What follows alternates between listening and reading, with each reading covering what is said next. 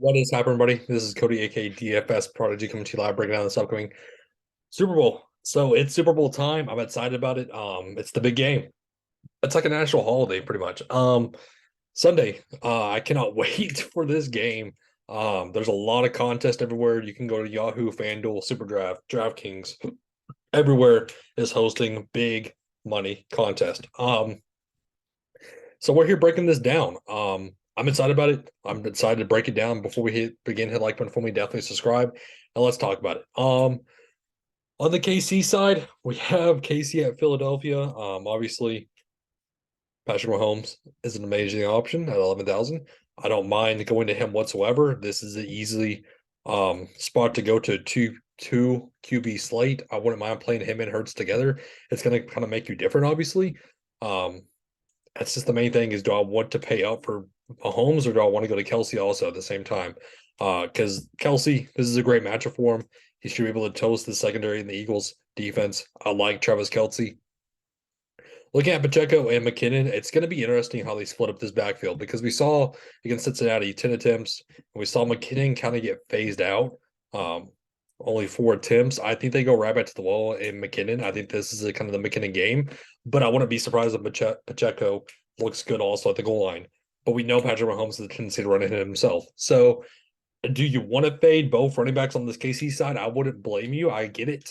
But it's that dead price range. If you look for Pacheco at 7.2, it's kind of leaving you in a dead spot. So, and then you have the receiver battle between Juju, Hardman, Tony, and BS. So Hardman's out. We have Tony, who is more than likely going to play. He already said he's going to play. You have Juju, who's questionable, who we haven't really done much with, how we haven't seen anything about. And then you have MBS. I'm not paying 6.2 for MBS. That's just not happening. I'm not doing it. I'm not paying that huge of a price tag for him. If I'm going to go to somebody, I'm going to go to Tony at 4.4. He seems to be the familiar target. We've seen him with 7 targets, 2 targets, 4 targets. I think this is a good game for Tony to kind of have upside at 4.4, well, especially with no already you have no Harmon. Juju is the biggest question mark right now in the slate because if he's in, I'm going to get to him at 5.6. I'm going to pivot away from MVS and go to Juju, but I still like Tony. I'm not getting this guy more, but I think I would get this guy more if there's no Juju. That's the biggest thing because Justin Watson's not seeing snaps. Um, and then the kickers, I don't mind going to the kicker. And then I don't mind going to the Chiefs defense at 3-4.